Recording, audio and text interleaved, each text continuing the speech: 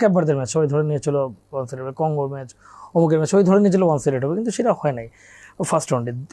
Second round of 32-তে তো মানে ধরেন অলমোস্ট সব ম্যাচই প্রায় ইকুয়াল। ব্রাজিল জিতেছে, কিন্তু ব্রাজিলকেও পিছিয়ে পড়তে হয়েছে, জিতেছে একমাত্র ফ্রান্স এবং আরও দু একটা এরকম ম্যাচ ছাড়া কিন্তু একদম ওয়ান সাইডেড ম্যাচ হয় না। এটা একটা বিষয়। আরেকটা ইন্টারেস্টিং বিষয় হলো এবার ওয়ার্ল্ড কাপে সব স্টার প্লেয়াররা ভালো খেলছেন, যার জন্য আমরা ওয়ার্ল্ড কাপে একটা বড় ঘটনা দেখা যায় যে বড় প্লেয়াররা এসে, তারকারা এসে সারা সিজন খেলে তারা ক্লান্ত থাকেন, তারা টপ পারফর্ম করতে পারে না। এবার দেখেন মেসি, এমবাপ্পে, দেম্বেলে, তারপর হচ্ছে অলমোস্ট ভিনি জুনিয়র। আমি ঠিক জানি না যে ওই জায়গায় টপ করে হলেও তবুও রোনালদো হতো ওদের লেভেল না, ওদের লেভেলে এক্সপেক্ট করা যাবে না। 41 ইয়ার্স ওল্ড এবং রোনালদো যে খেলার ধরন তাতে কিন্তু স্টিল কিন্তু ইম্প্যাক্টফুল। রোনালদো 2টা গোল করেছেন, ইভেন ওই দিন পেনাল্টি ওয়াজ ভেরি ইম্পর্টেন্ট।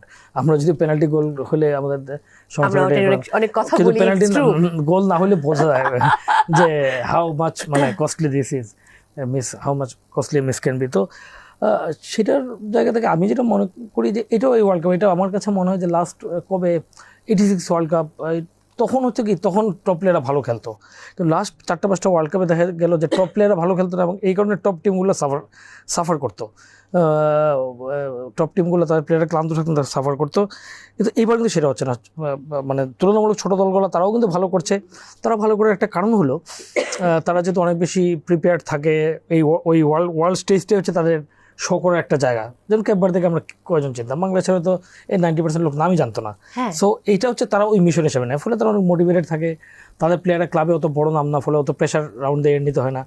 আর বড় দলগুলো যেটা প্রবলেম থাকে, বড় প্লেয়ার কিন্তু টিমের কম্বিনেশনটা কম থাকে, বিকজ তারা ছড়ানো অল দিস। এবার যেটা হচ্ছে দেখেন এইগুলো ভালো খেলছে, টপ স্টাররা ভালো খেলছেন, ফলে বড় দলগুলো তো তাদের উপর নির্ভরশীল।